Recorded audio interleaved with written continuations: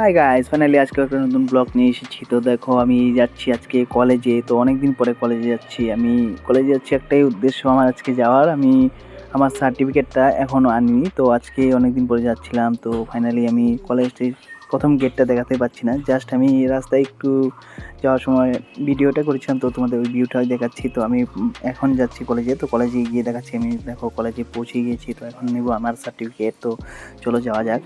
8 number counter থেকে আমি certificate নিয়েছিলাম। তো ফাইনালি তো দেখো আমি সার্টিফিকেটটা নিচ্ছি। তো আমাকে এখানে যাওয়ার পরে রসিদ কাটতে হবে। তো মার্কশিট দিয়ে সার্টিফিকেটের রসিদ কেটে তারপরে সার্টিফিকেটটা নিতে হচ্ছে। তো ফাইনালি আমার নেওয়া হয়ে গেলো দেখো। তো আমি আজকে থেকে কলেজের সব দায়িত্ব শেষ ধরতে গেলে। তো এখন দেখো আমাদের কামারখুড়ি শহীদ ক্ষুদিরাম কলেজ খুব উন্নত হয়েছে, খুব সুন্দর হয়েছে। আমরা যখন পড়তাম তখন ছিল না এত কিছু।